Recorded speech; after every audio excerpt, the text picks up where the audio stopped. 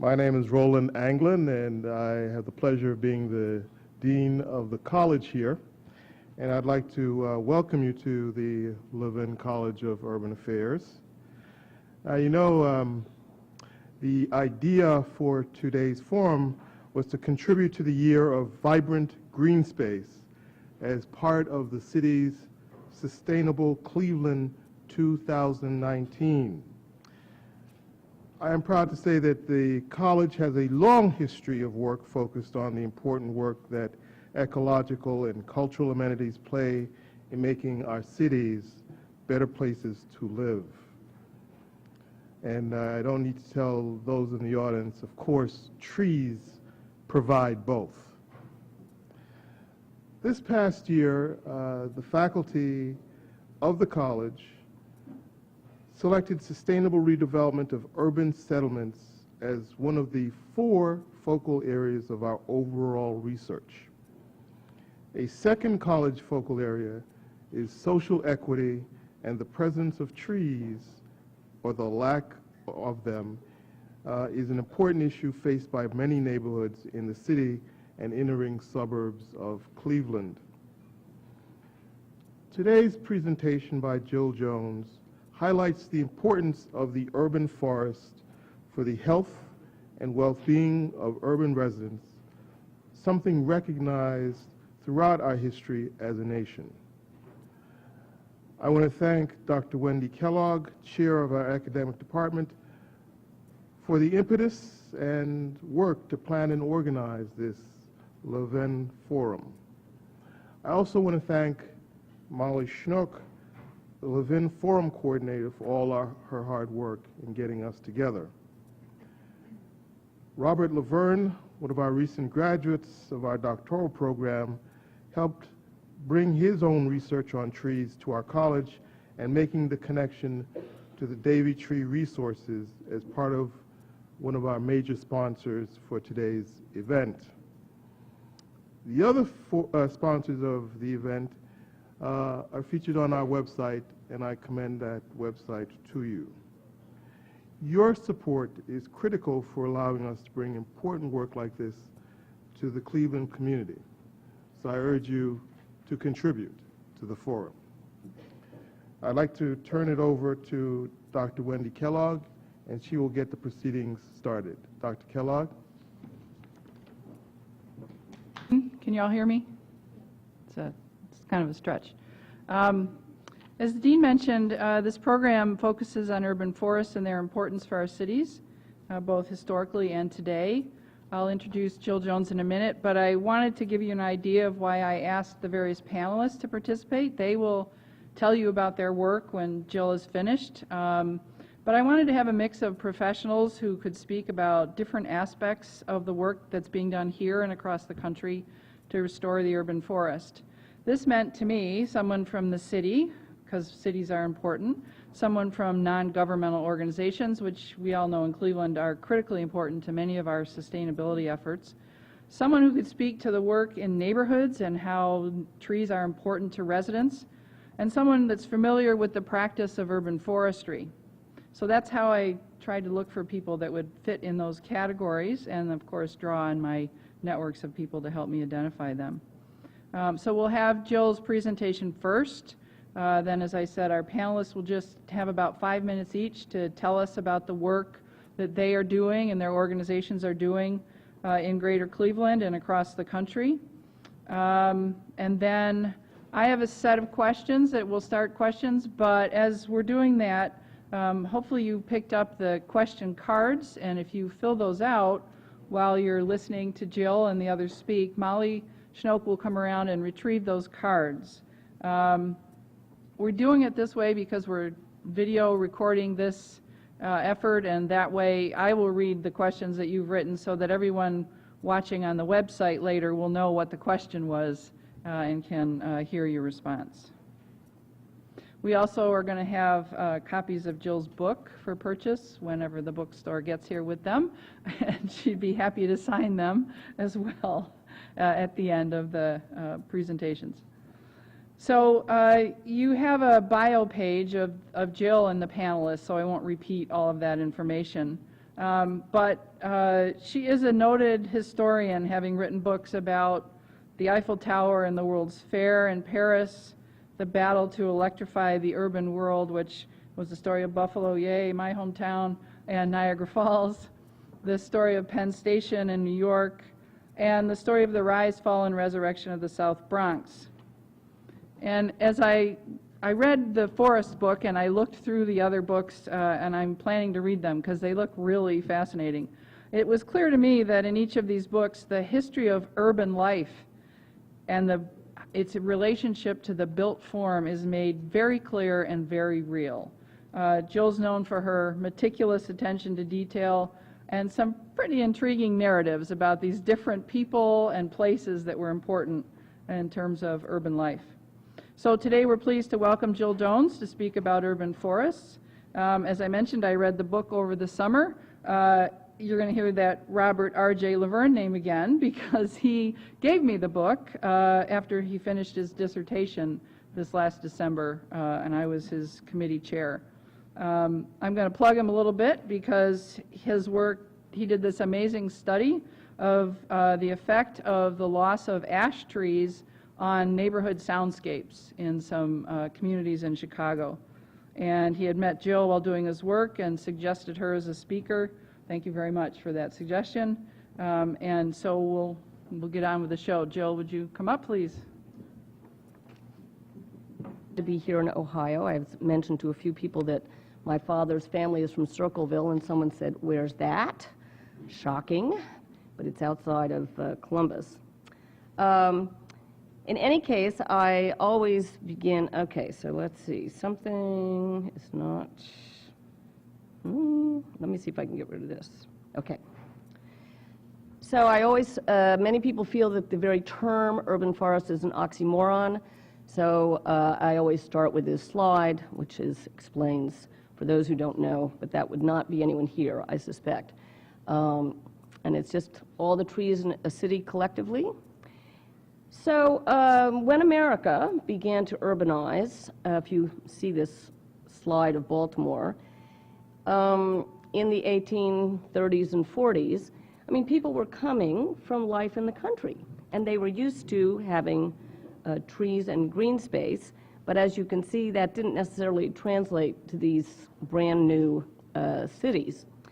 And you also see Andrew Jackson Downing, and he really is the first influential, what I call tree evangelist in America. He was very active in the 1830s and 40s, and he was really kind of a Martha Stewart-like figure because he not only had things to say about trees, he had a lot of things to say about houses and pleasant living. So the idea was that Andrew Jackson Downing would be your guide to good taste. But he was very passionate about trees, and remember, we had been busy clear-cutting America. So this is what he had to say on this topic. If our ancestors found it necessary to cut down vast forests, it is all the more needful that their descendants should plant trees. The first duty of an inhabitant of forlorn neighborhoods is to use all possible influence to have the streets planted with trees. So one of the things that's actually very fun about a topic like this is how what goes around comes around. So I think we're back to this issue of forlorn neighborhoods without trees. This, to Downing, was like the ideal of a neighborhood, and this is New England, the era of the great American elms, and epitomized by places like New Haven. Now, unfortunately, because Downing was really influential, he died really young, age 36, in a steamboat accident in 1852. So he had a couple of decades of being quite influential. And then I should say, America became quite consumed with the issues that led up to and then occupied us during the Civil War. And so, things like trees and greening kind of receded. So after the Civil War, however, once again, people looked around their environment and realized we really needed more trees. Again, the country is urbanizing more swiftly than ever, And so we now have a new generation of tree evangelists, starting here with Charles Sprague Sargent, the ultimate Boston Brahmin. Arnold Arboretum is part of Harvard, and he started this in 1852 and ran it for 50 years. And again, on this theme of what goes around comes around, one of the things that Sargent had to say in 1897, he was lamenting, quote, an ignorance in America with regard to the true beauty and value of native trees, which appears to be peculiar to us as a nation. So anyone who knows anything about the history of the Arnold Arboretum will find this a little peculiar, because one of their big missions as a tree museum was sending out plant explorers to Asia to bring back any kind of tree or ornamental plant that would thrive in America. And in fact, Sargent is there in front of a Japanese cherry tree that is named after him. So people are not always consistent. Now, underneath him is John Davy, who he really came from England. He immigrated to Kent, Ohio in 1882 with his family, and he became superintendent of Standing Rock Cemetery. And he so rejuvenated the trees, he was very highly trained in horticulture, that he became known locally as the tree doctor. So what does John Davy have to say about American attitudes towards trees? He was, quote, appalled at the senseless waste of trees in America. They were treated almost like an enemy that had to be destroyed. As for sick trees, the attitude was, all plants die, so what's different about a tree? And then to the right, you see the tree butchers at work. And I have to say, this doesn't look much different than what happened behind my house when the utility got going. I live in Baltimore. So I said trees that were trimmed by the utilities were made to look like hat racks by local butchers. So the thing about Davy is he was a visionary. He was really one of my favorite characters in this book. I mean, he's just a classic come to America and do great things. He invented arboriculture, or the care of trees, and the company that he started, the Davy Tree Expert Company, is to this day a leader in urban forestry. And I should say that John Davy, who made his name in the Standing Rock Cemetery, is there to this day. So one of the things that sort of sank in as I realized I was coming to Cleveland was remembering, so Davy really made his name and spread his gospel of trees through this book that he self-published called The Tree Doctor. And it had many editions, and the very first edition included this famous chapter called The Calamity of Cleveland. So this light bulb went off in my head, and I thought, Cleveland, Calamity of Cleveland. So I'm just going to read you a little bit of what Davy had to say in this. Davy would have been made for the internet. He was a natural blogger. If you look at his book, it is really blog-like. He taught himself photography, so he's got one of these photos like this, and then like a bunch of snarky remarks, and then more photos, more snarky remarks, and you'll get the idea when I read this about the Calamity of Cleveland. So the problem was Cleveland was having trouble with thriving trees, and this is John Davy writing in his book to the citizens. Good citizens of Cleveland, there is just one cause for all your failures with shade trees. Few, lesions. Every delicate, succulent little fiber that gathered moisture has become exhausted and died of thirst. What shall I say? Shame? No, because you knew not what you were doing. So what he pointed out is that, in his opinion, Cleveland was basically developed on purest and barrenest sand. Do you expect to grow a majestic elm or a gorgeous maple in such material?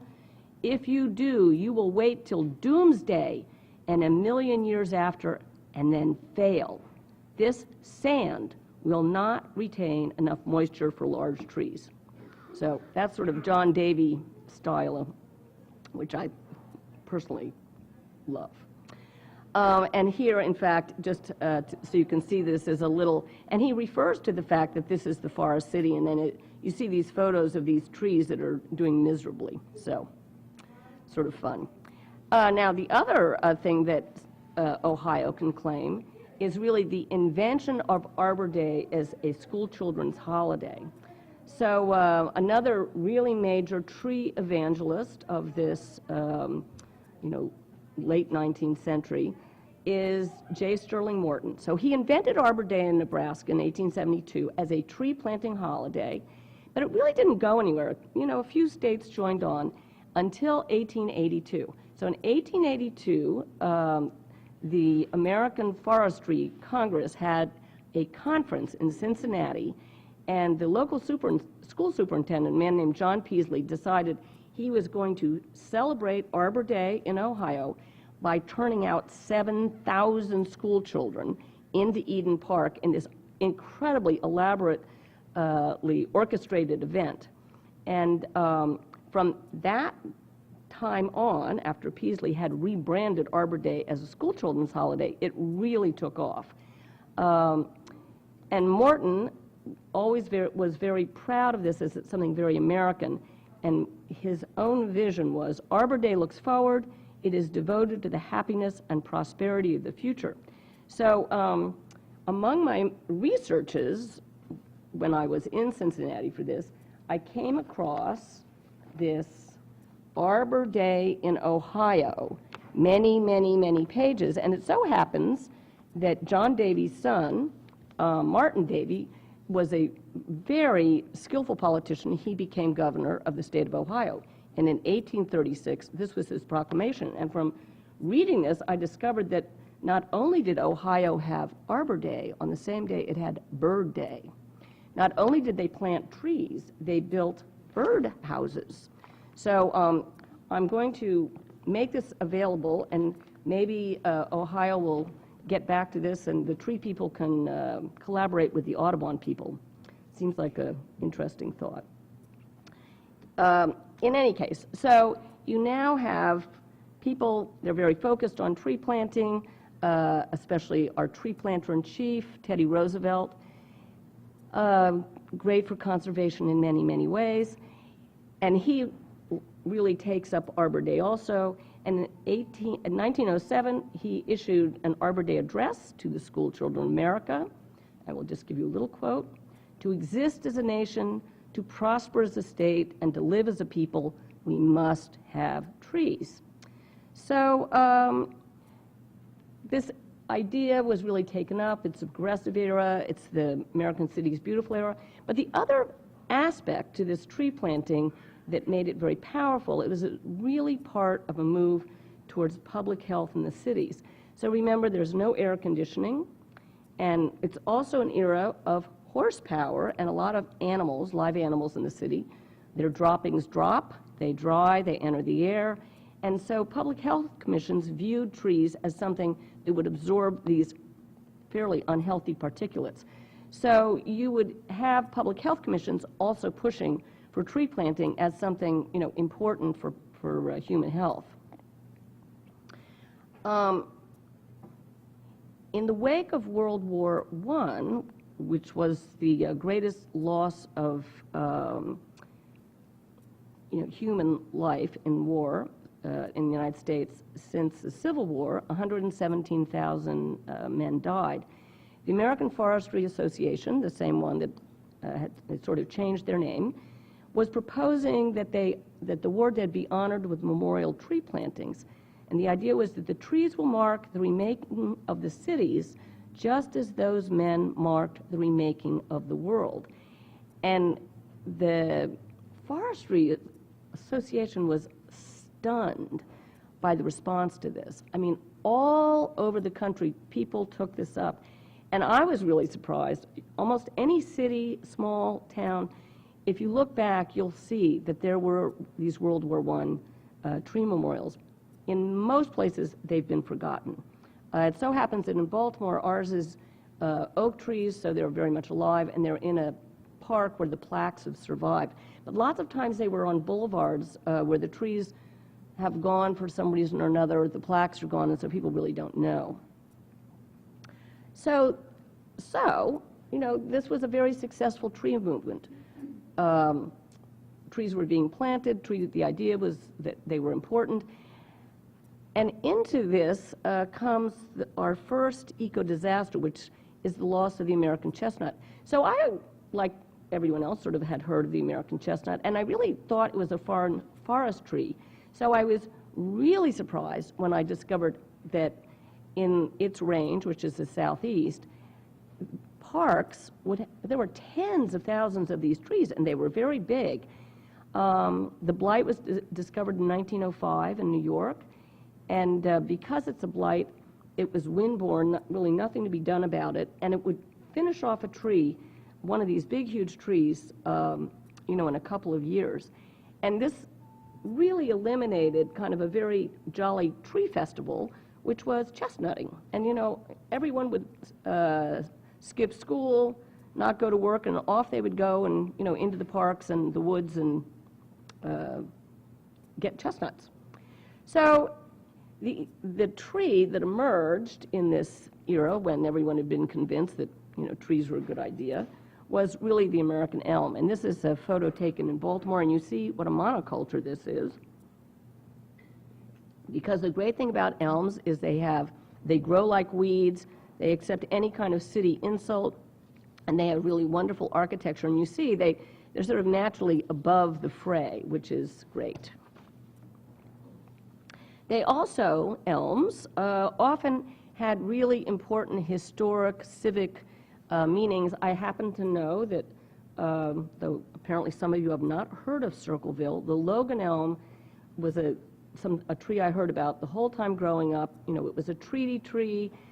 We had some artifacts made from it. It, was long gone by the time I was a child. But I always heard of the Logan Elm. This is the great Wethersfield Elm in Connecticut, which after World War II was the biggest American elm in the country, supposedly. But as many of you know, Dutch elm disease arrived in the 1930s on the East Coast. You see here the Wethersfield Elm, and it was sort of this slow motion, going across the country, and you would have these, really beautiful landscapes. So this is, in color, what one of these streets would look like, and I will read you what someone had to say. When you came into any town, the landscape changed. You entered this kind of forest with 100-foot arches. The shadows changed. Everything seemed very reverent. There was a certain serenity, a certain calmness. And then, as you saw back here, the elms came down. As the elms came down, you started to notice the severity of things, the wires, the utility poles, the cracks in the hot pavement, which no longer was bathed in the shadows. So, this very successful tree planting movement, actually what you'd end up with, coast to coast, were really significant American elm canopies. In some cities, the elms were as much as half of the trees. So as they slowly came down, and it was not like the chestnut blight where things just came down, like that. It took quite a long time for the bulk of the elms to die. But that meant you now needed to think about what you were going to plant in a very different environment. Cities were really on hard times. You now had air conditioning and you had modern medicine. So you will see that 100 years after that meeting in Cincinnati, there is another conference, also sponsored by American Forests, as they had modernized their name. But this was an urban forestry conference, and this really begins the second city tree crusade. And the very important person here is Roland Roundtree, a U.S. Forestry Service scientist. And what Roundtree realized is that if you were in the timber industry and you had a stand of timber, you could answer many questions about the value of those trees. You could not do the same for an urban forest. So he felt that in order to persuade city managers that they should care about trees and plant trees, you were going to need to be able to make economic arguments, and you could not do that unless you could answer certain questions, such as, what was a city tree or a whole urban forest worth?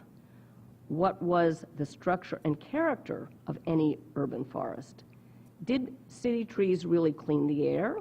How much money did they save in energy costs? How much stormwater might an oak tree absorb? So these were very fundamental questions for which there were no answers.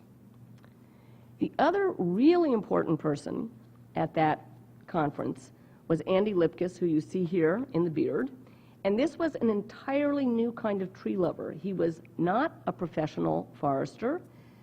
He was not a scientist, but he was a charismatic baby boomer flower child from LA who fell in love with tree planting when he was at camp at age 15.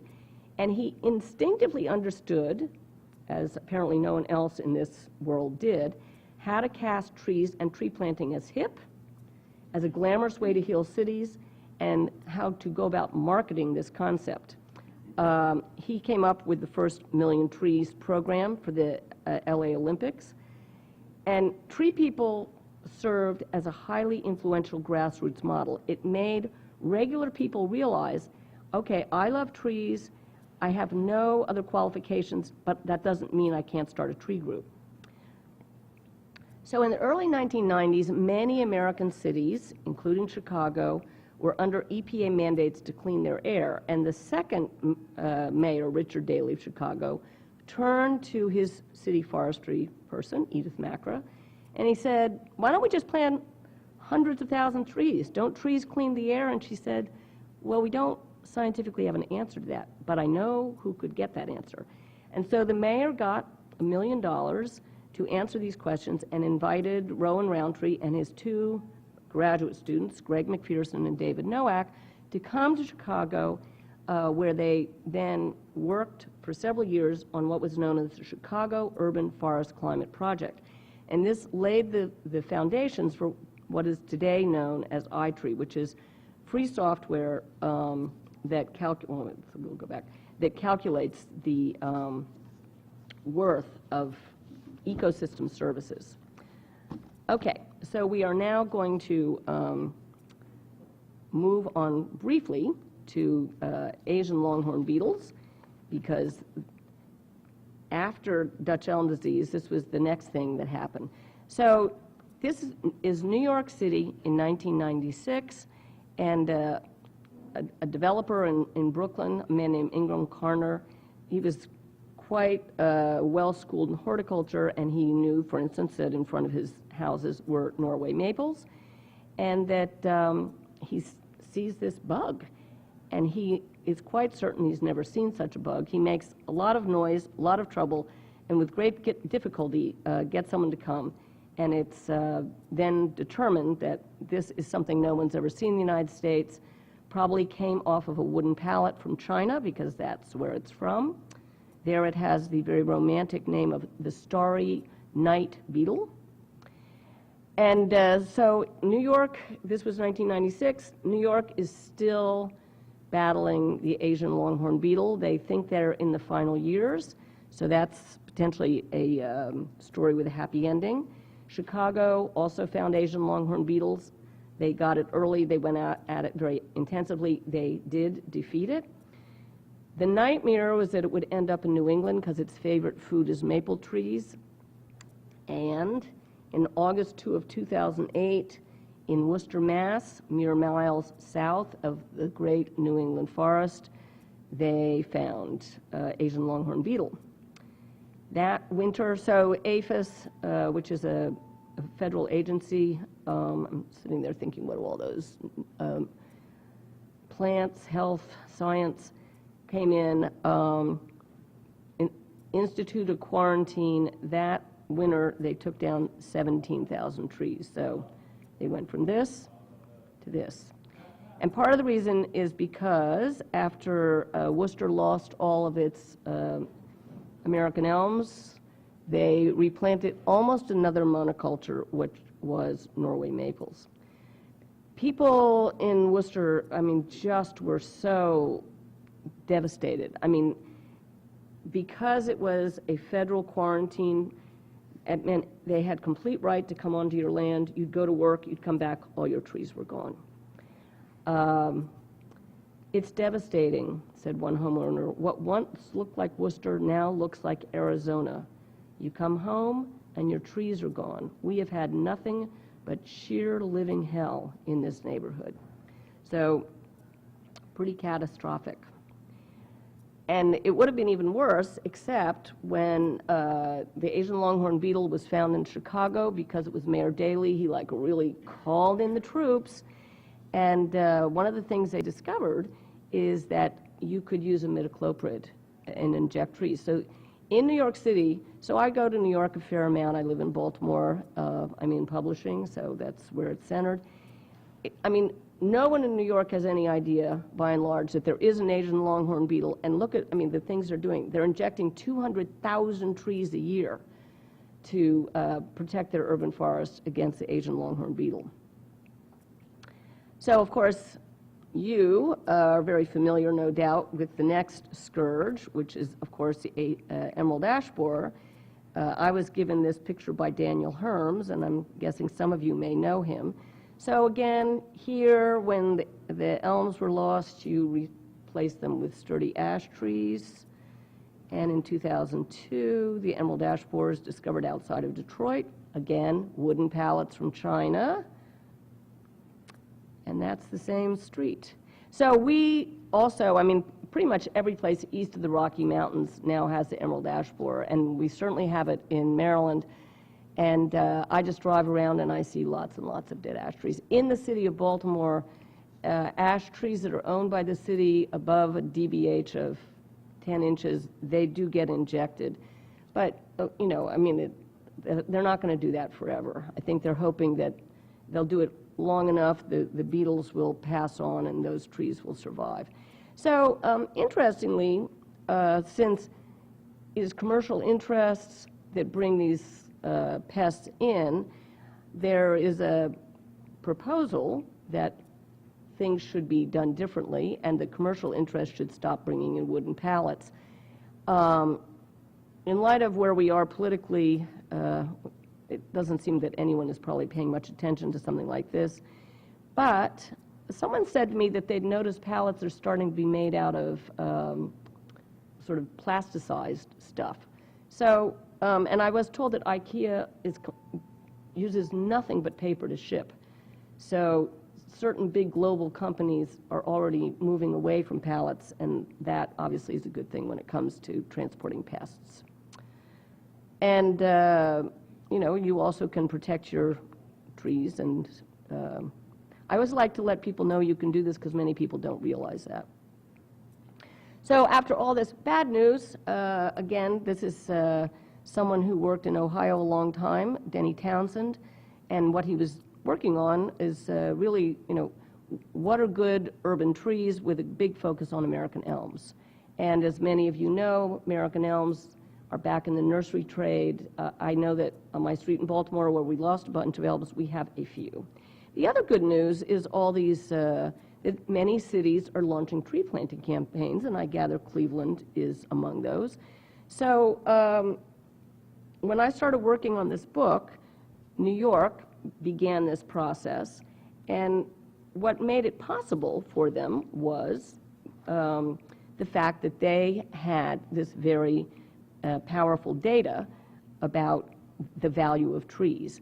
And Bloomberg was very impressed by that, and he quadrupled the forestry budget and launched Million Trees NYC. So just behind him is Bette Midler. She was the nonprofit partner, New York Restoration Project.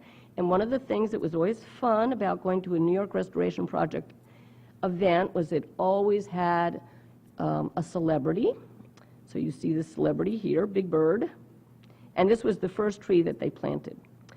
So really the norm is that American cities are experiencing tree decline. And it's also the norm that many are joining in this national movement that is basically undergirded by this new science and technology. So actually while working on this book, came back to Baltimore and thought, oh, I'd like to get trained as a tree steward, and I discovered we didn't really have a tree group. So in my naivete, and with the help of many other people, I started one. And what made it so much more powerful was this new iTree data that allows you to talk about trees as green infrastructure, as living public utilities.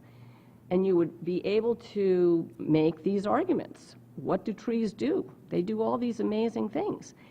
And this is really, so Roland Roundtree is still very much with us, but this is an amazingly powerful legacy that he has inspired and very ongoing. So one of the things that's, I think, the most powerful thing that's happening now in the world of urban forestry, and again, it's like what goes around comes around, is this issue of public health. And that's like a very active, very compelling part of research, which is that we're beginning to realize that when you plant up neighborhoods with trees, when people live close to trees, when people have access to trees, there are a lot of very significant benefits. It's been shown multiple times that literally just being among trees lowers your cortisol level, which is a marker for stress, and stress is what drives quite a bit of human not well-being. So the other thing that's really great is these new mapping technologies. When this whole million trees I almost call it a fad, got going, LA signed on, but unlike New York, which was very well positioned to do its Million Trees project, LA signed on and then went, where can we even plant trees? So they asked Greg McPherson, who's not that far away, UC Davis, to come down and map their city. And they said, and by the way, when you do that, do it by councilmanic districts. And what they found out in LA, and this was the first time almost that this had been done, that Bel Air, wealthy neighborhood, had 46% tree canopy. South Central, poor neighborhood, had 6%.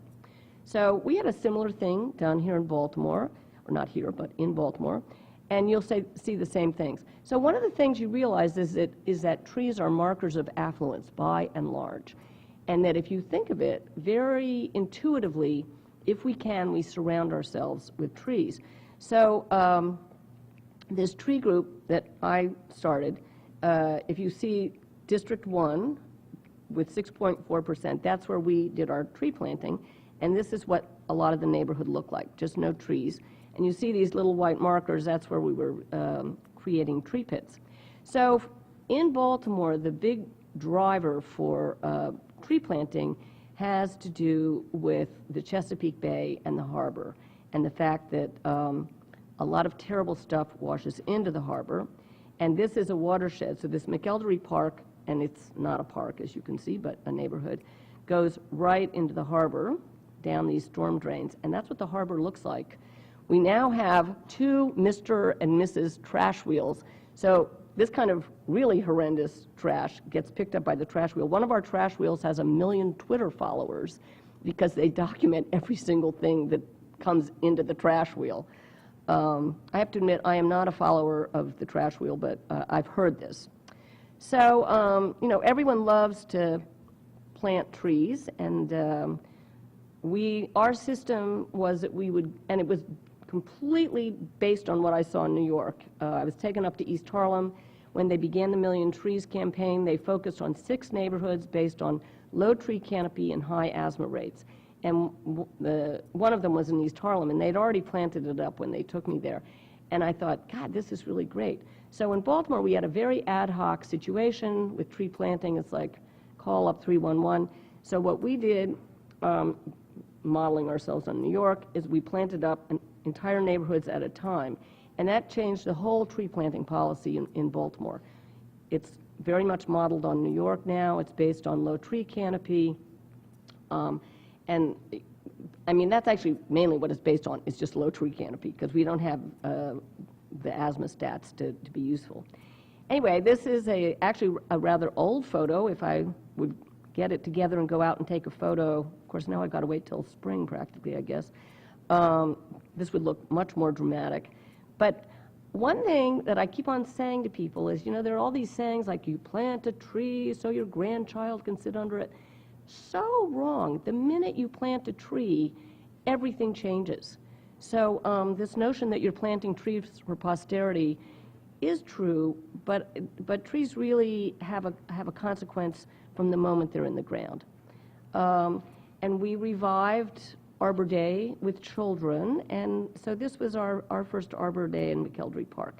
And so I leave you with that. Thank you.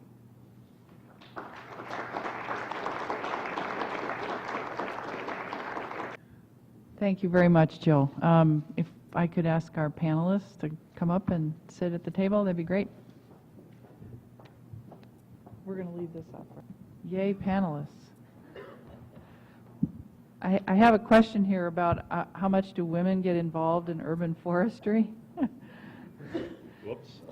I think we did all right there. Okay, so if each of my panelist members would just say 5 minutes about what you do, your position, how you're involved in urban forestry, and anything else that you'd like to share with the group. Kathy, go ahead. Thank you, Wendy, and thank you to all of you who've come to hear about the urban forest this afternoon. My name's Kathy Len. I'm the Sustainable Cleveland Coordinator for the City of Cleveland Mayor's Office of Sustainability, and I'd just like to introduce you to the Cleveland Tree Plan. So as you heard from Jill's presentation, Cleveland used to be known as the Forest City. Unfortunately, we can no longer claim that nickname. In 2013, the Cuyahoga County Planning Commission, through funding with ODNR, completed an urban tree canopy assessment and found that the city of Cleveland's tree canopy was at 19%. Some of the outer suburbs in Cuyahoga County were up in the 70%. In fact, if you look at the city of Cleveland through Google Earth, you can see the outline of the city because of our lack of trees. So in 2015, the city of Cleveland decided we needed to change that, and we needed a plan. So with our partners, we contracted with Davy Tree Resource, and our partners were Cleveland Neighborhood Progress, Holden Arboretum, is then known as Holden Arboretum, Land Studio, and Western Reserve Land Conservancy. So we contracted with Davy Tree. We also brought in community members. We had 50 stakeholders involved in the process. And one important point to make is this was not a plan just for the city of Cleveland, but it was a community plan, so it was everyone's plan. The plan was approved by the city of Cleveland in 2016, and the Cleveland Tree Coalition was formed. That coalition is chaired by Sandra Albro, who's with Holden Forests and Gardens, and also Jill Ziegler with Forest City Realty Trust. The goal of the Tree Coalition and its 30 members is to implement the tree plan and its 9 action steps. I would like to read off the 3 goals of the plan. They are to recognize trees as critical infrastructure, to reverse the trend of tree canopy loss, and to assume full stewardship of our trees. So it's not only about planting new trees, but also maintaining the trees that we have. And then just to identify what our canopy goals are. So I mentioned we're currently at 19%. We've been losing, since 1940, we've been losing about 97 acres of trees a year. We need to reverse that loss. So our goals are 30% tree canopy cover by 2040. To reach that goal, we want to plant 50,000 trees by 2020. And the city of Cleveland has set as our goal 5,000 trees. And then from 2020 to 2030, we need to plant 31,000 trees each year. And with that, I'll turn it over. RJ, go ahead. You're good. Don't wait for me, just go. Greetings. It's good to be back home in my academic home. My name is R.J. Laverne, and I grew up in Detroit. And when I was a kid, the street that we lived on was lined with elm trees on both sides. And the elm trees reached across, and so it was a complete canopy as you went down the street. And when I was a kid, one day, the trucks arrived, and they were cutting down all of the trees because the trees were dying because of Dutch elm disease. And I remember, almost like it was yesterday, standing next to my sister with my nose pressed up against the glass door of our house and watching almost with terror as the trees, one by one, came crashing down. And maybe that was the moment that influenced me to go into forestry. I wanted to escape Detroit as quickly as I could, and so I moved to the Upper Peninsula of Michigan and studied forestry and worked in traditional forestry for probably about a decade. And it was okay to work for companies that grew trees for the purpose of cutting them down and making something out of them. But there was always this tug on me to look at trees in a little bit different perspective. And I found comfort in the group of people called urban foresters that were growing trees not with the intention of cutting them down and making something out of them, but for keeping them and for making the neighborhoods a better place to be. So through a series of very fortunate incidents, and through the good fortune of knowing my friend Ward Peterson, I came to work for the Davy Tree Expert Company about 20 years ago. Davy Tree Expert Company is the company that John Davy founded and grew from a one-man tree consulting company in the late 1800s to now an employee-owned company that has over 8,000 employee owners. We work all throughout North America, and we take care of trees. And we, more importantly, take care of our clients who love trees. So when it came time for me to enter my study for dissertation, I looked around me at Davy Tree and saw plant pathologists and entomologists and all sorts of ologists that knew everything there was to know about trees. But it occurred to me that urban forestry is two words. Forests are the trees, and the urban is the people. And what we didn't have at Davy Tree was many scientists that knew the interaction between people and trees. And so I started looking for the premier university that knew about people in cities. And to my great surprise, I found it right up the street here in Cleveland.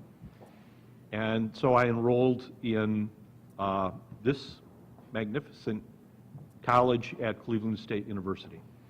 And my dissertation work was intended to build on the very foundation that Roland Roundtree started by looking at how trees can make cities and neighborhoods better. So we have a pretty good grasp on the ecosystem services, how trees cleanse the air and reduce stormwater runoff and provide beneficial shade. I'm kind of interested in looking at the social system benefits and how Jill explained how our very health and well-being can be impacted by our access to green spaces and trees in cities. So it's been a cool ride from growing up in Detroit to cruising timber in Upper Michigan, and now coming back and working with trees in Detroit. Thanks.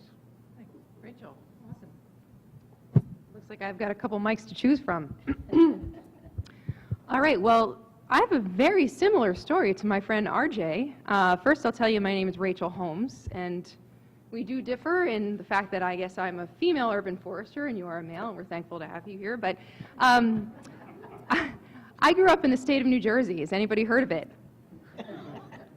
Best state in the union. I'm sure that's on the tip of all of your tongue. But I, too, had a very similar experience that RJ had when I was a child. They actually took all the trees down on my street as well, but they did it because they were repaving the sidewalks.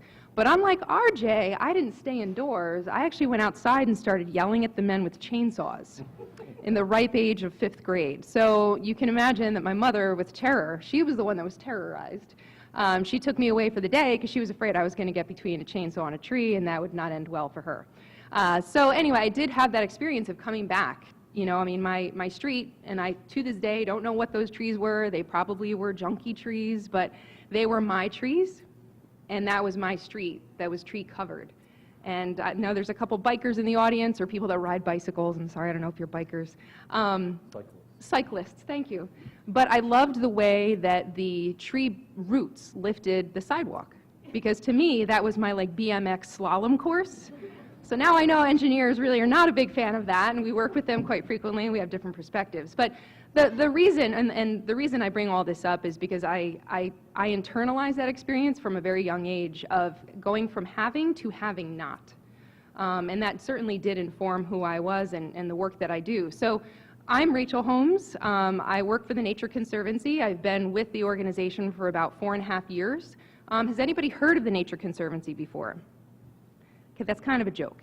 And I actually do ask that in many ways when I'm in settings like this, where most of the people in the room are interested in urban events or urban affairs. And I bring that up because most people understand my organization as the largest conservation organization in the world that spends its time and money and energy on preserving the last great spaces out there. Well, I'm here to tell you that over the past couple of years, we ourselves have gone through a sort of awakening. We've realized that not only are cities the most important place that we should be focusing right now, because working in cities will actually have a positive impact on more rural forests and rural natural settings, but we've also realized that nature is inextricably linked to people, and nature has the power to make life better for people. So I'm really proud to say that my organization that's sort of gone from this mission of protecting nature for nature's sake is now understanding that nature plays a really important role in protecting human beings, and human beings are as important to this ecosystem as the spotted owl and some of the other sort of natural resources that we've worked to protect. So we do have an urban conservation program in North America. We also have a global conservation program called Global Cities. In North America, we have 21 city programs throughout the country, and they're lodged within our state chapters. There is a lot of interest now kind of coming up in Cleveland, which is really exciting. But I actually, just to narrow in on urban forestry, I coordinate our urban forestry efforts for the Conservancy nationwide. So my work touches down in a lot of cities, but I partner very closely with corporations like Davy, government agencies, federal and state, such as the U.S. Forest Service. And I just want to give you a little small snapshot and then pass it over to somebody who's going to be really exciting to hear from. Just a little snapshot of the work that we do in urban forestry. Our urban forestry work actually predated the origins of the North America Cities Network, primarily because we came out of an initiative to protect rural forests. We realized that our rural forests were being impacted by the very pests and diseases that are frequently found within cities first. You heard about an example. Donna Massey is actually the woman that found the first Asian longhorn beetle in Worcester, Massachusetts, and she was worried about her grandchildren. So the work that I do in partnership with the U.S. Forest Service and originally and still to this day with Davy is really centered on educating people in tree health monitoring and early pest detection. We've realized that tree planting is very important, but the ecosystem services that are so critical to human well-being are actually gained in spades from mature trees. So while we really work hard to plant trees and replenish the canopy and increase our numbers, we have to work as hard, if not more so, to maintain the canopy that we already have. And that's where my organization comes in. We partner with local, neighborhood, state, and federal institutions, agencies, academic institutions to try to make sure that we keep those trees in the ground and producing the benefits that we all benefit so much from. So thank you so much for having me here, and I'm excited to engage in conversation with the folks up here. Take it away. Good afternoon, everyone. I'm Jackie Gillen. I serve as the Community Engagement Specialist with the Western Reserve Land Conservancy. The Conservancy has a 17-county footprint, northern and eastern Ohio. Our urban mission began in 2011. When Jim Rackakis was hired as the Vice President of the Land Conservancy, the work that he did to establish the Cuyahoga Land Bank here in our community has spread to 47 other counties in the state of Ohio. Why is this important? The land banks are actually the warehouses for properties that have been either abandoned, blighted, and have been torn down, and also to really act as an inventory for vacant space. And where can we plant trees but on vacant space? Here in Cleveland and Mount Pleasant, Buckeye, and Woodland Hills, we embarked on a project 3 years ago funded by the St. Luke's Foundation to identify and eradicate blight in those neighborhoods. The blight is concentrated. It not only came from the foreclosure crisis, but just an abandonment of investment in those neighborhoods. By working with the city and the county, we've been able to strategically get rid of some of the blight, but lots more remains. The good news is we've also been able to work with residents and other folks to make sure that we green those vacant lots. The Cuyahoga Land Bank has a very ambitious program where they partner with residents. You can acquire the lot next door to you in the suburbs or in the city and plant trees and gardens, create play space, all kinds of good stuff. So the question remains, we know, and we're part of, obviously Kathy mentioned the tree plan, but how in the world are we going to pay for it? That's the challenge. We know that the goal is to plant 50,000 trees by 2020.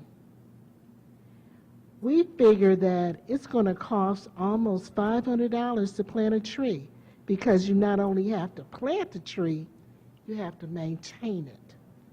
And from talking to residents in the community that have been around for a while and really care about the community, they're concerned about the mature trees as well and keeping them from dying. And when they die, who's going to cut them down? So we've got a tremendous opportunity, I like to call it, to really focus our attention on our health as human beings, but also the health of the trees, and to not only plant those little baby trees, which we do plant, but also we need to plant some mature trees so we can start to really address stormwater runoff in our communities. So we figured out how to do stadiums and big ticket items in Cleveland. Let's figure out how we're going to plant these trees. Thanks, Jackie. Oops. I have to hold it. I can't lean over that far. So we have many questions. That's great. I'm trying to put them into categories, and each of you has said something about some of the questions. So we might repeat a little bit, but hopefully get a little more detail. There are several questions about maintenance and how you take care of trees. There's another set about sort of regulation and the government and the utility companies. But I want to start with this one. And Kathy, this is not just for you, but let's start with you and then the rest of you. The question is, can you speak about climate change and the impact on trees in Northeast Ohio? How does the Cleveland Tree Plan anticipate climate change so that these trees will be able to adapt to the changes in climate? We often talk about planting trees to mitigate climate issues, but this question is particularly, how does the plan interface with climate change in terms of the effects on trees? I mentioned the many partners that we worked with in the development of the plan. Two of those partners are Western Reserve Land Conservancy and Holden Forest and Gardens, who have community foresters that we worked with very closely, along with other experts in the region, like the Cleveland Metro Parks. And in the appendix, I believe it's Appendix A of the Cleveland Tree Plan, are lists of species, tree species to be planted. What I've learned from the arborist is you need to plant the right tree in the right place at the right time. And so all these things were taken into consideration in Appendix A and the list of tree species to be planted. And in selecting those trees, they considered how our climate will be changing over the next many years. Great, thanks. There's several questions about the neighborhoods and the work that's being done in the neighborhoods. I had one as well, so I'm going to sort of combine these. Any of you that are working in neighborhoods either in Cleveland or other places in the United States, the question from the audience is, how is tree planting received in low-income neighborhoods in Cleveland? And does it become a priority for the people that are living in the neighborhoods? And I'd also ask about I was struck by Jill's book that throughout our history there's been an important cultural affinity for trees, and we often are told that people that have other challenges are not so interested in trees, and I'm not convinced that that's always true. So I'm just interested in the experience of the panel, how tree planting and the attention to trees is received in low-income neighborhoods. So I will start because I feel I had a lot of experience in that for 4 years. We would go into the neighborhoods really sort of invited and spend quite a bit of time going to meetings and getting to know kind of the different activists. And we would also then go around basically door to door before we would do plantings. All our plantings were done with volunteers, and often volunteers from the neighborhood. So it was a sort of good mix. And because our system was to methodically plant up the whole neighborhood block by block, we would always have people who say, I don't want a tree. And we would be accepting of that. We would do our best to persuade them, but we didn't always. And what we found is as we were gradually planting up the neighborhood, then people would say, well, why didn't you give me a tree? Well, because you said you didn't want one. No, I didn't say that. So that's human nature. And then what we also, because this was a watershed and because we always paid to have our trees watered, I would like to emphasize this. It is a very romantic notion that people are going to water their trees. So just factor that in. It's a green job for someone to get out there with the watering truck and water the trees. In any case, so we were always planting in neighborhood. We would move on to the adjacent neighborhood. And honestly, once we'd done that first neighborhood, we would start hearing from the adjacent neighborhoods, would you come and plant trees in our neighborhood? So it got actually easier and easier, and we were very careful about what we promised, We never promised anything we couldn't deliver because we were working in neighborhoods where no one ever delivered anything. So that was always a great feeling. And in the summers, we collaborated with a long-standing community corporation which had kids, and those kids took care of the trees in the summer, along with many other things. I mean, that was not the only thing they did.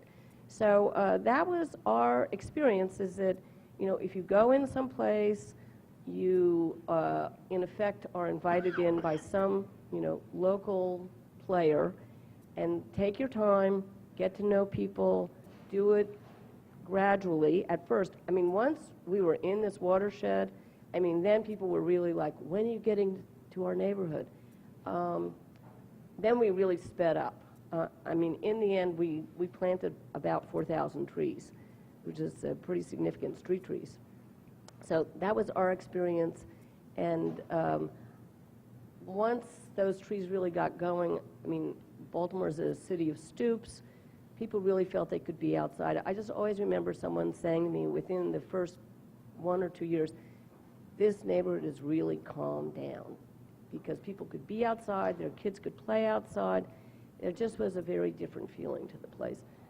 I mean, as probably many of you know, Baltimore is just having an epidemic of violence, so it's, you know, it's not a panacea, but it certainly is a positive thing.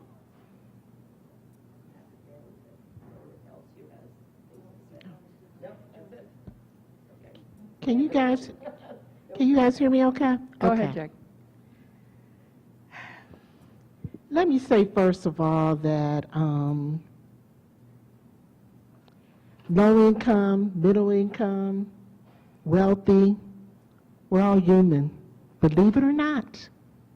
Just because communities have been disinvested, have been largely ignored, have been underdeveloped for decades, does not mean the people there don't love trees, don't love nature, want to have an environment, a healthy environment to raise their children. The schools deserve attention. It simply means that the resources aren't there. But the people are there, and I'll give you guys a good example. A couple weeks ago, and I'm a native Clevelander. I don't know how many native Clevelanders are here this afternoon, but I was over, and they call it Kinsman nowadays, but it's really Garden Valley.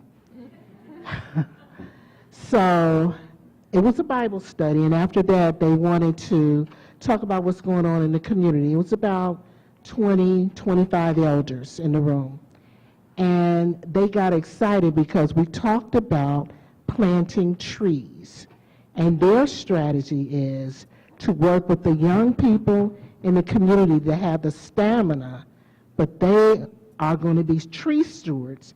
And we've been doing tree steward training in neighborhoods throughout Greater Cleveland for the last several years. So their intention is to learn about the trees and to share that information with the young people so that it will pass on through decades. So this is a quote-unquote low-income neighborhood. So we'll get that straight. Secondly, I grew up in Cleveland, so I can remember there was a hospital in Cleveland called Forest City Hospital. It was a black-owned hospital, believe it or not. And because Glenville in particular, was just so green and beautiful, it was logical that that hospital was built there. I think we are facing some generational challenges. Not only are we facing classism, because trees and green is not just for the affluent, it's for all of us. So we got to wrap our brains around being human as we talk about trees and green. Go ahead, Kathy. So speaking about Cleveland neighborhood, making trees a priority, in Slavic Village last year they created an initiative called Reforest Slavic Village.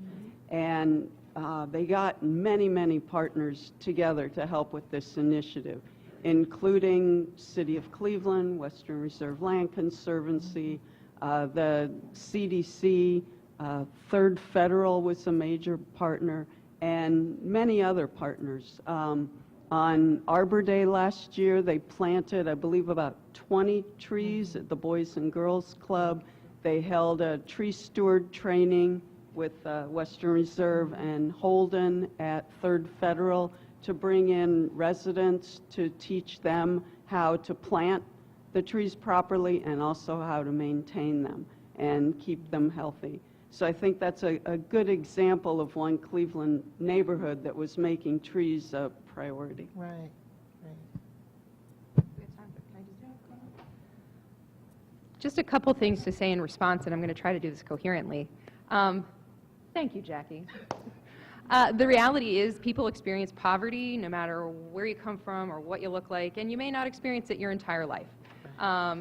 And I think one of the things that we have to actually really work to do is tease out what those conditions are that either make people like trees or don't.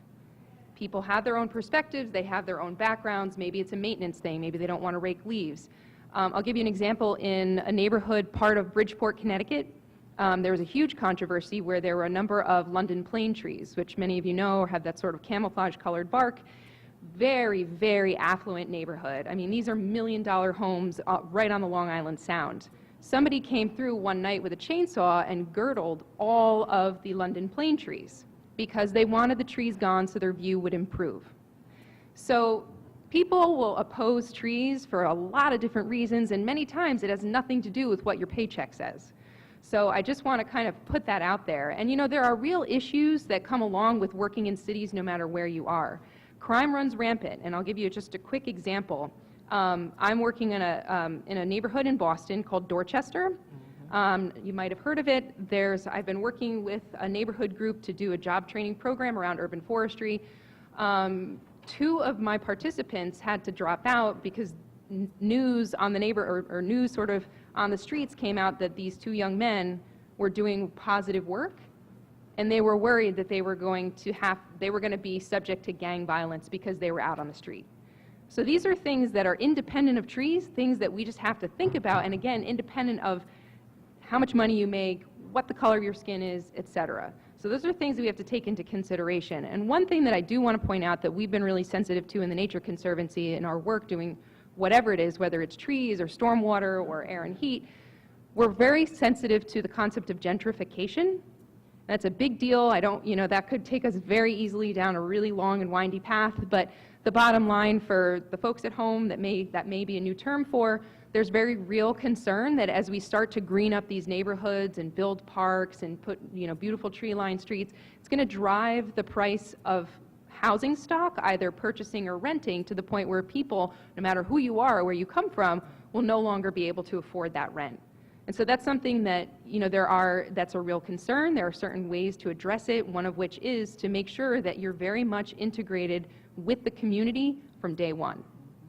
Starting that planning process at the ground floor, and more importantly, ensuring that the right people are in the room and the loudest voices are the people that live there, not the people that think they have all the answers because they've got all the degrees.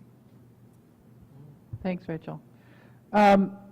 So I have 3 cards that all have something to do with, I guess what I would say is understanding who controls what spaces in the city as it might relate to trees.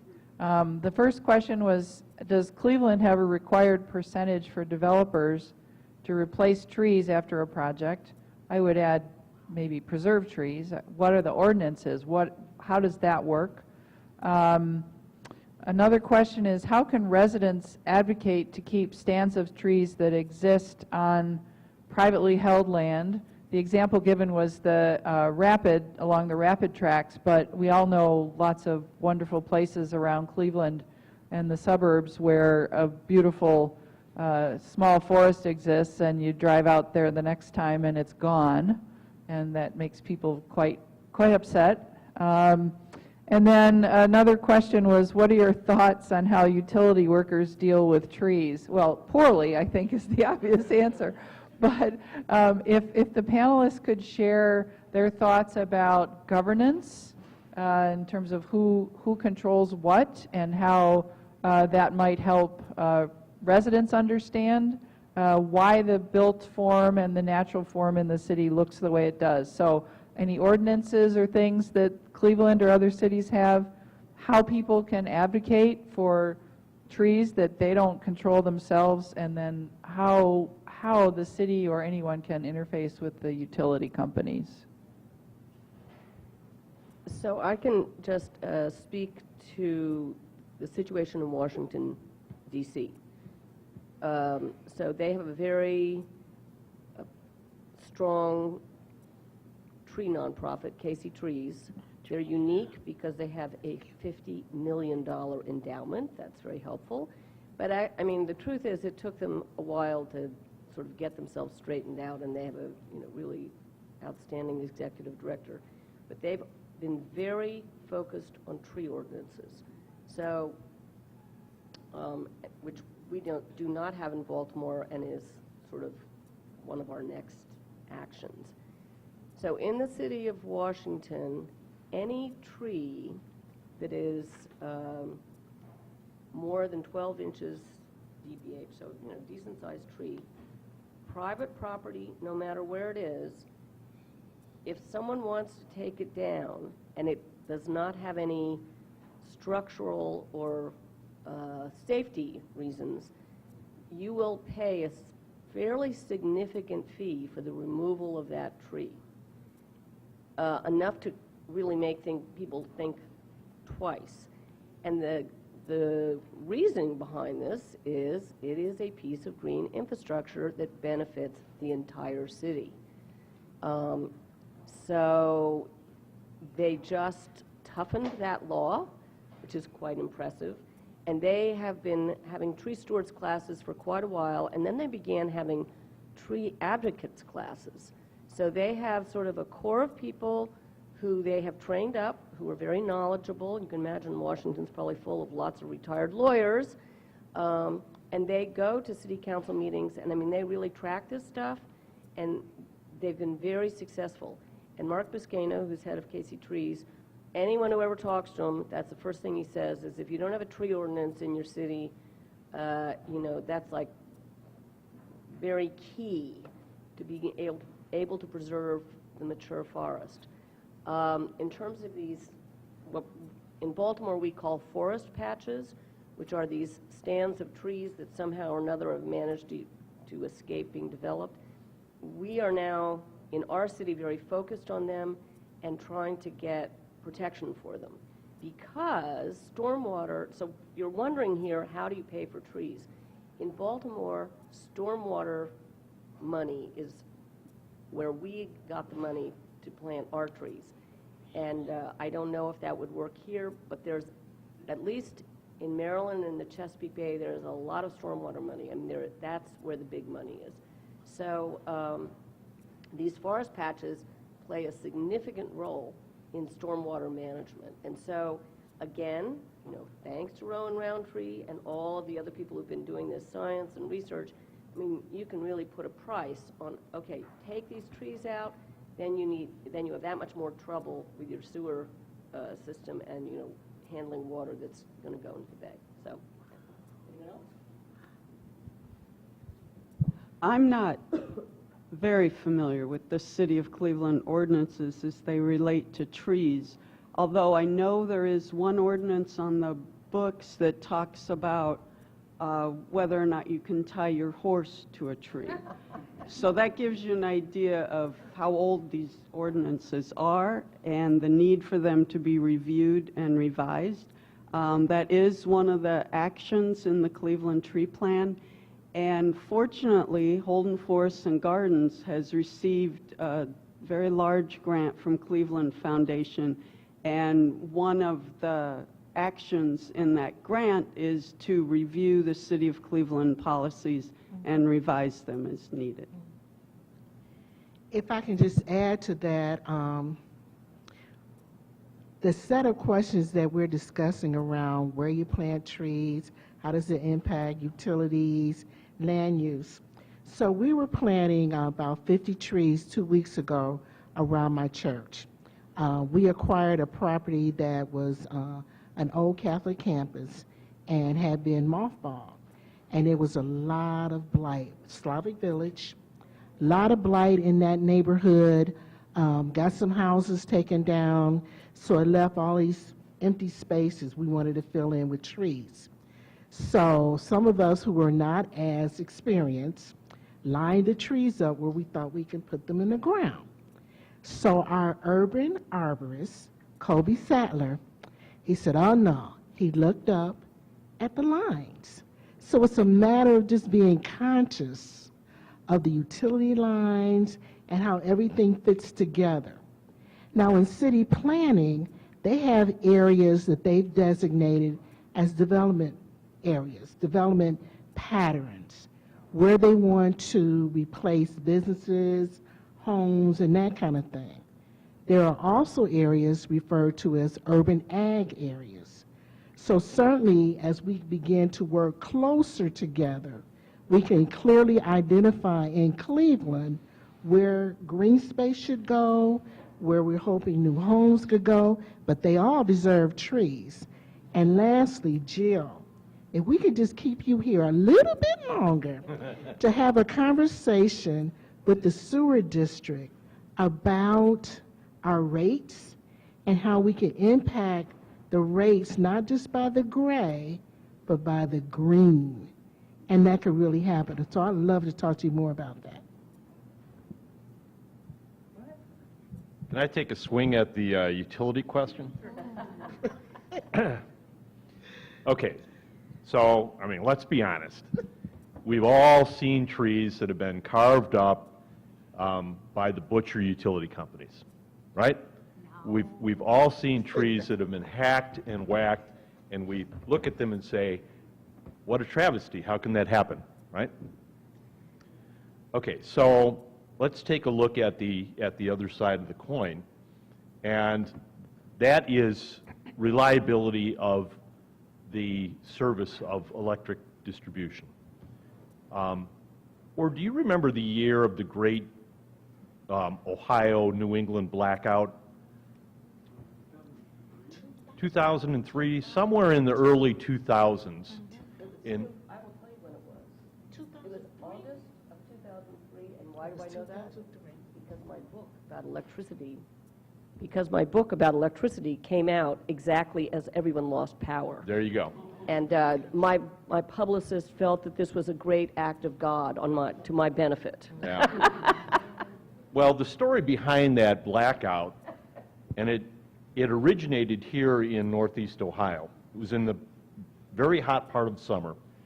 And as electric lines carry more and more electricity to more and more air conditioners, they start to sag. And this one sagged down into a tree. It wasn't a case of a tree falling onto the line, but rather the line coming down on the tree. And as a result, much of Ohio, as well as much of the East Coast and up into Canada, suffered an electrical blackout for a number of days. And that was most unfortunate. So the electric utility companies are charged with delivering reliable service to all of us. And part of that means that we have to resolve the conflicts between trees and overhead wires.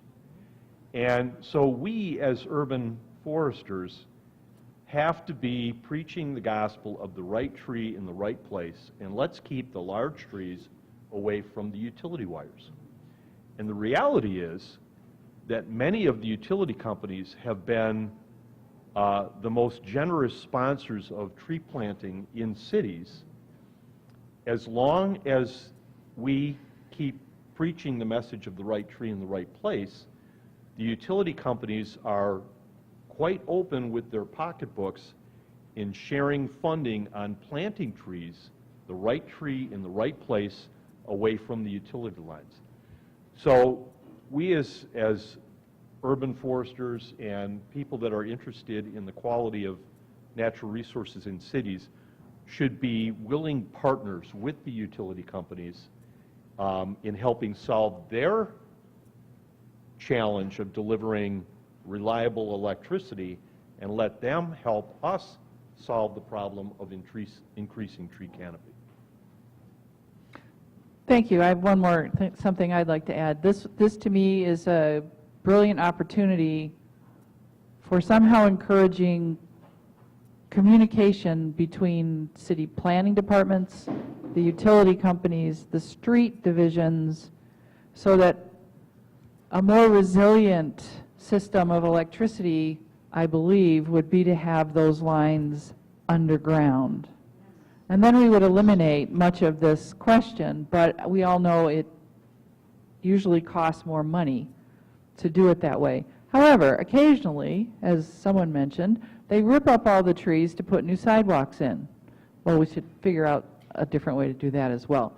But there are times when one agency is doing something on a street that with a little bit more coordination, I believe, we could resolve a lot of those issues. And maybe at a higher cost, but as our friend David Beach often said, we spend an awful lot of money on a lot of things, and we just need to figure out where to spend it in a better way, and I think we can do that. So, my 2 cents, sorry.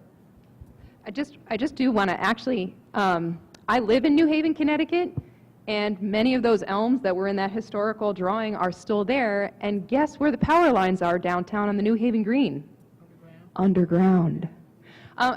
So in my volunteer time, even though I'm based in New York and work nationally, in my volunteer time, I do a lot of work in Connecticut. And 2 years ago, we had a major snowstorm, and we also dealt with a couple tropical storms. And we have been battling with the power companies for a really long time.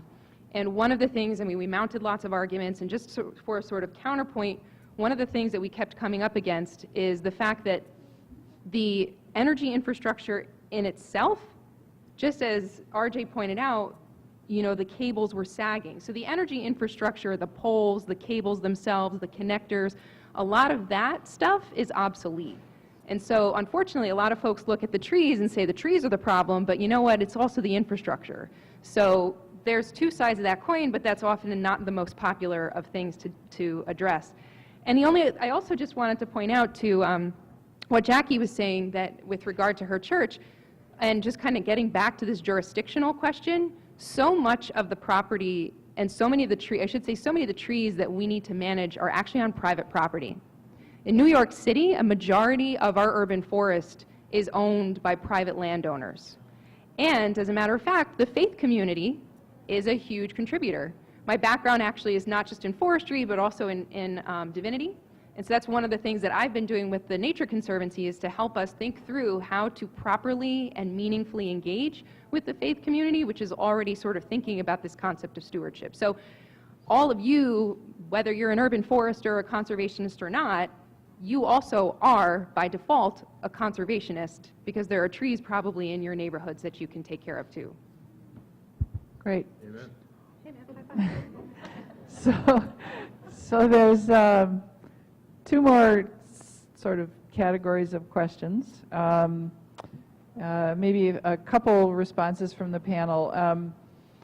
So if your average homeowner or your small community that doesn't have a lot of capacity for using fancy models and things wanted to estimate the carbon sequestration of their landscapes and the best management practices of where trees should be planted and how much canopy exists in my community, where can they go?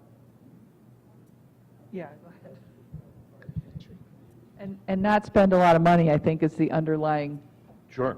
Sure. So the good news is that under the direction of our hero, Roland Roundtree, and he is one of my heroes, and his colleagues, Dr. Nowak and McPherson, with the work of Davy Tree, I might add, a product has been developed called the iTree suite of programs that specifically are built to measure ecosystem services. What's an ecosystem service? So you can look at a community of trees, large or small, and in one ecosystem service, as we've spoken of, is reduction of stormwater runoff. Another is air purification. Another is beneficial shade. Where can a community get a start on quantifying all of these ecosystem services for the trees that they have? Well, you can go online to itreetools.org. And there you will find the whole collection of tools that will help you do that. There are large trees, like the tool called ECO, that can help you quantify ecosystem services for an entire city. There are smaller tools that will allow you, anybody that is familiar with Google Maps, on their smartphone, can type in their address, pull up their property, and point and click on a tree on their property, enter a little bit of basic information about the size of the tree and the species of the tree, and the program will estimate for you the benefits that that trees provide in terms of air purification, in terms of reduction of stormwater runoff, in terms of increasing property value, and in terms of energy conservation, beneficial shade, wind shielding. itreetools.org. Great, thanks. You're welcome. So I'm sure some people hear this and it all sounds daunting. It's not uncommon for a community to go to a nearby college where there will be students looking for projects. And, you know, if your neighborhood is not too overwhelmingly large, they probably would be willing to send someone out, especially if you can provide volunteers to work for them, because it does involve data gathering about the trees to some extent. So don't hear that and say, you know, over my head. These are things that are possible to do working with, you know, local schools. Dr. Kellogg, if I can just add like one quick point, and I promise I will never speak again on this panel. We have time. So that's a fantastic question. And I just wanted to point out that the Nature Conservancy, in partnership with the Forest Service, has a smartphone application that has 5 modules to it, one of which is you can document your tree, you can evaluate its long-term health through a non-stressor specific tree health protocol that the Forest Service developed, also has a pest detection protocol, and you can even take a selfie of your tree with yourself. So it's called Healthy Trees, Healthy Cities, and it's available for free by Google Play as well as the App Store. And I bring it up because there's a series of videos, even if you never do anything with any of the data collection which goes to the Forest Service, even if you never do anything with that data collection, you can watch videos on how to properly plant, steward, prune a tree, identify Asian longhorn beetle, etc. So it's called Healthy Trees, Healthy Cities, and it's done through a partnership, again, with the Forest Service and the University of Georgia. And I'm done for the day. And if you're interested in specifically City of Cleveland or Cuyahoga County, the Cleveland Tree Plan does have a lot of really good information, especially in the appendices. And then the Cuyahoga County Planning Commission, I mentioned they had done the urban tree canopy assessment. If you go to their site, you can zone in to specific neighborhoods, sometimes even a parcel. So I'd recommend going to those 2 sites. Great, thanks. So I have a question that sort of gets to what Rachel said in terms of understanding the health of your tree, the trees in your neighborhood. Thank you, RJ. My trees are doing better. He gave me some tips. They're not perfect. Yes, I bug him every day. Okay, so several chapters of the book document the devastation that was caused by these different waves of either viral or insect-borne problems for trees. And it strikes me when I read the book and when you presented it today, Jill, that there's a question of resilience in how we're doing this. and you used the term virtual monoculture.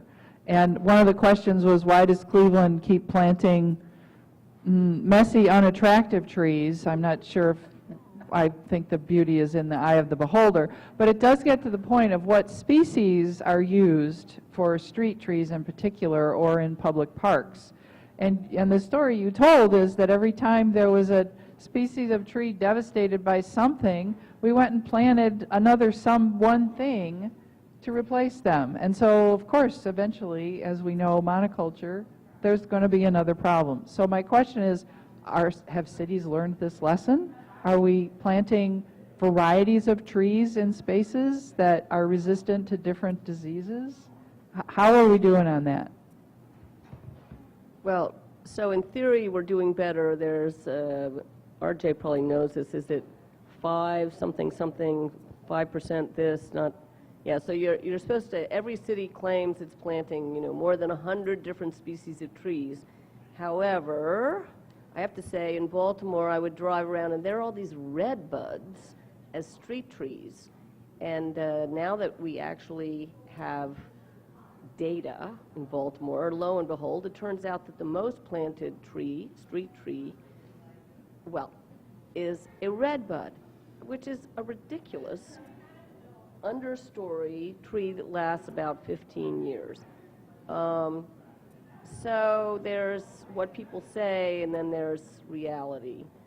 But I do think there is an intention to and again, New York City, weirdly, has emerged as this template of urban forestry, and they literally just got rid of the middleman. I mean, so why are there 7,000 redbuds? Because, some contractor, that was like what they offloaded on the city, and, there it was.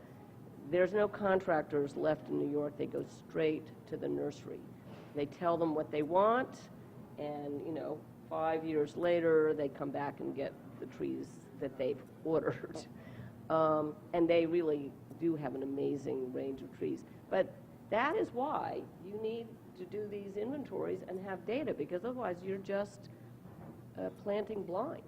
So I don't know, RJ, what do you have to say about this? I think we're starting to learn our lesson. I did my dissertation research in Arlington Heights, Illinois, outside of Chicago.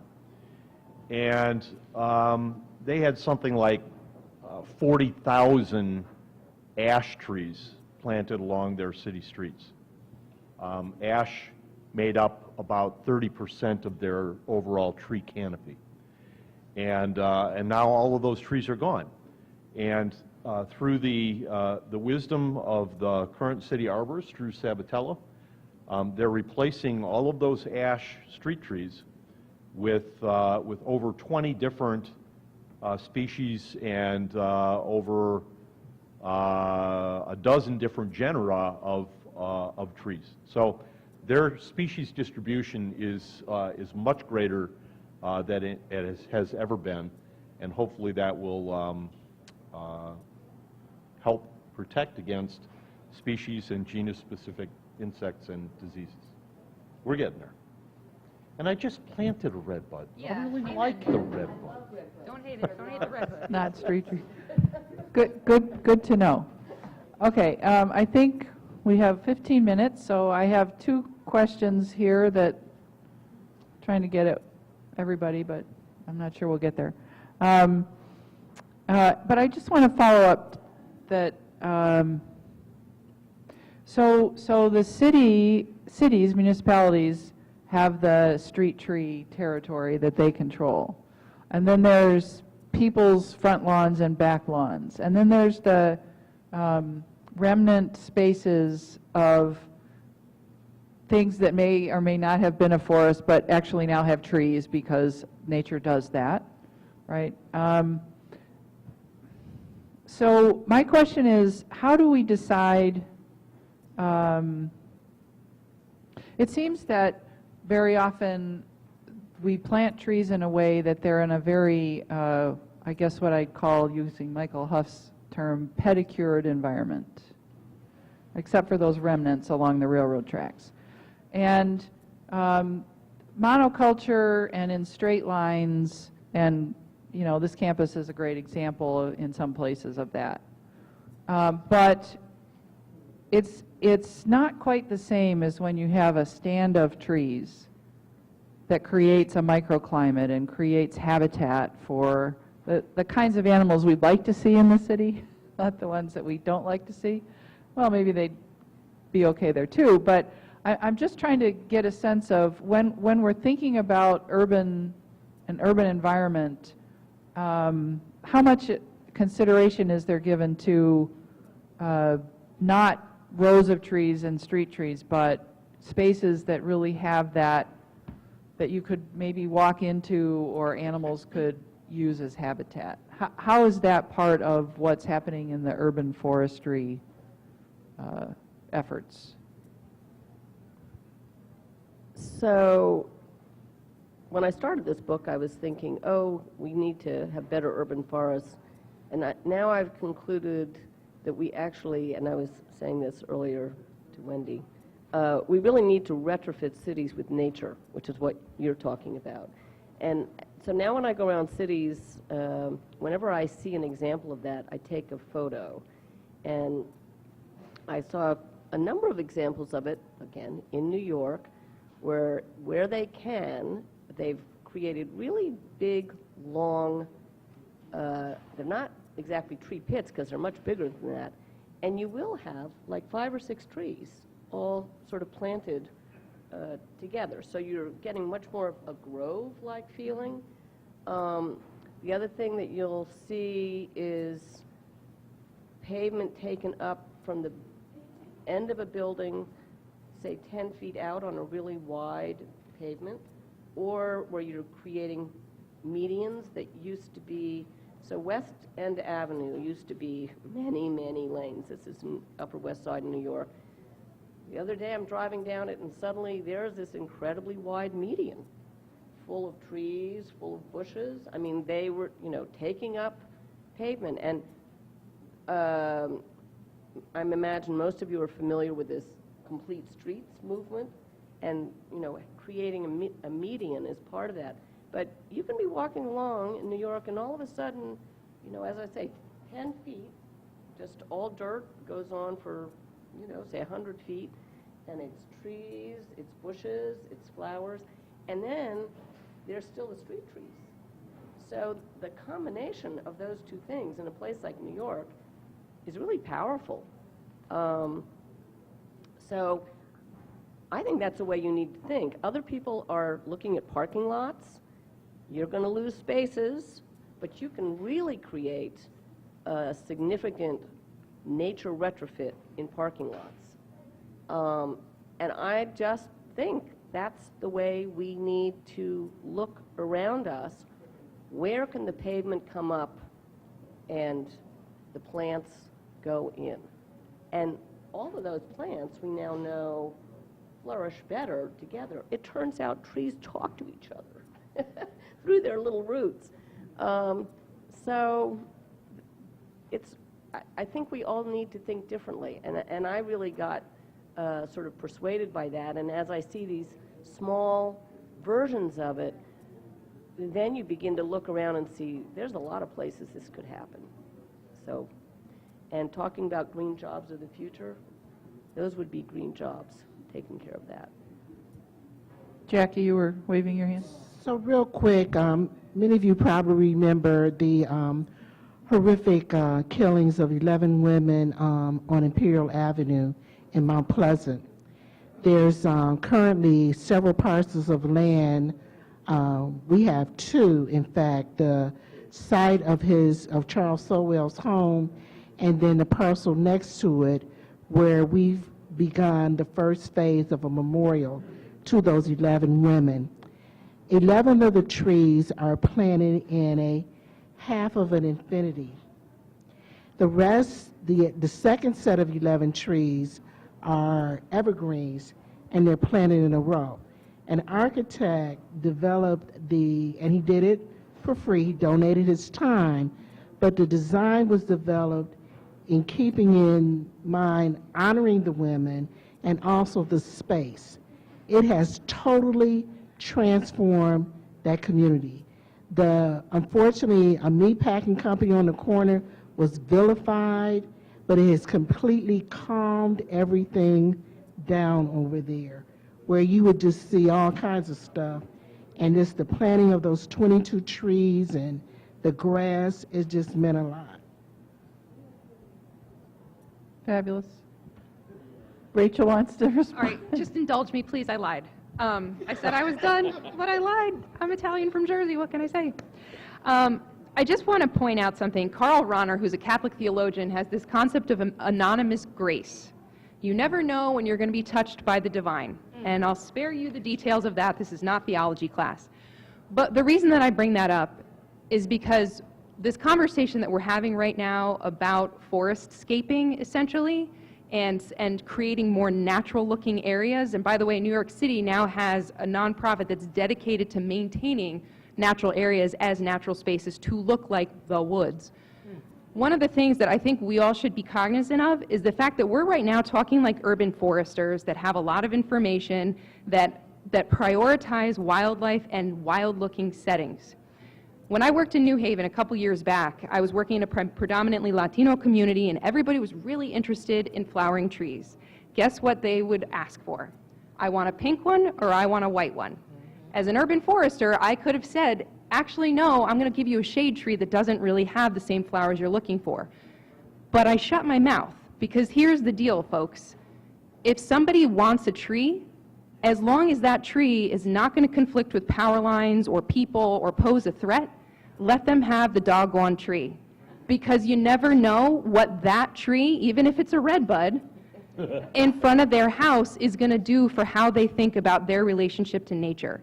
So if it looks like a tree in a straight line, or you hate that tree, or you're like, oh man, I got to plant another one of these X, Y, or Z, but they're passionate about it, get out of your own head, get out of your own forester background, and let them have it. Thanks, Rachel. Okay, so we have 7 minutes left, and the last question I'll bring forward in a slightly modified form, but so if many cities are starting tree programs or trying to work on trees, and many nonprofits are, what's all of your sense across the country of when and how is the transition from sort of reacting to, oh my gosh, we've lost our trees, and ramping up and finding the resources to move to having a robust urban forestry management program, having enough people in your city to really go out and work with residents and to take care of the street trees. I'm looking for examples of how cities, communities have done that, so that they really move beyond a reaction approach to really integrating restoring the forest and growing the forest with the rest of their activities.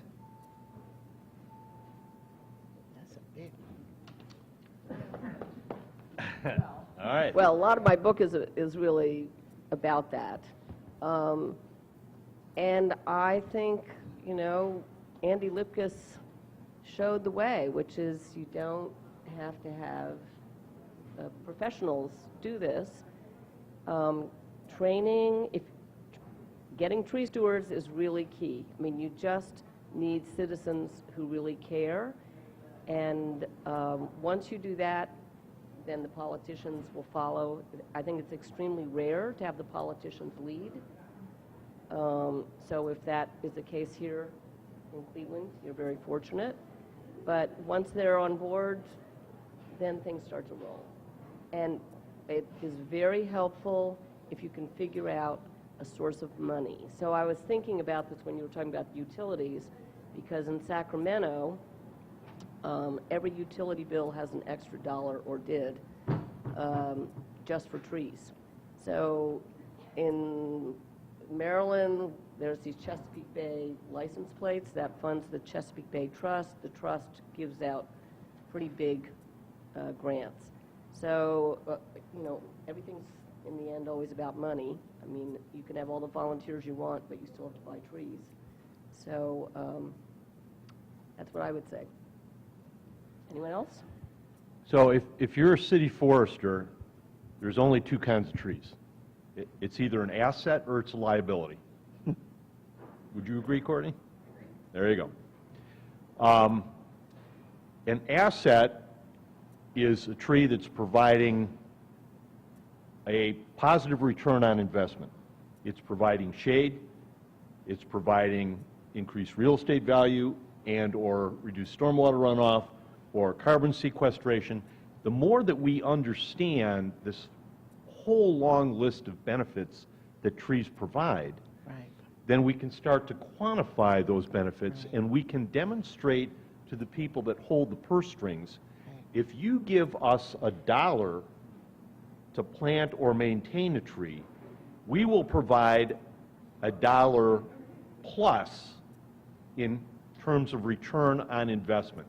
We have to be able to speak that language of showing a positive return on investment for the work that we do with trees. So you increase the assets and you decrease the liabilities. And you do that by conducting a tree inventory or a tree plan, and you get the trees that are about to fall over and cause havoc, and you catch them before they do. Right. And it's almost that simple. Increase your assets, decrease your liabilities. So in the state of Ohio, we raised $400 million to remove blight, created 48 land banks. That same energy, because that money had to come from the government, that same energy and attention to our health and our community has to be demonstrated, like you said so well, RJ. Our tree plan lays it out, but in order to meet our goal by 2020 of 50,000 trees, we need $25 million. So we have the evidence, we know what it's going to cost, we need the political will to make it happen. Because we have everything we need. We just need for the decision makers to understand it's just as important as the stadiums, convention centers, and other things. In fact, it's more important because we're talking about the lives of people. Amen. Thank you very much. We'll end on that. I'd like you to join me in thanking Jill Jones and our panelists for spending time with us today. Thank all of you for coming. Let's see, please sign up for the Levin Forum newsletter thing if you're not on that mailing list yet. Donate to the forum. We'll take pennies if we need that. Come and take a class at the Levin College. There's my recruiting for the day. But I also want to thank our generous sponsors for this event. Cleveland Neighborhood Progress, Davy Tree, Water Resilient Cities Program, the Western Reserve Land Conservancy, the Northeast Ohio Regional Sewer District, and APA Ohio. And I believe the sewer district has a table over there if you want to find out more about what they're doing. Thank you once again. Come back for another forum program, and that's it. Thanks, folks. Thanks for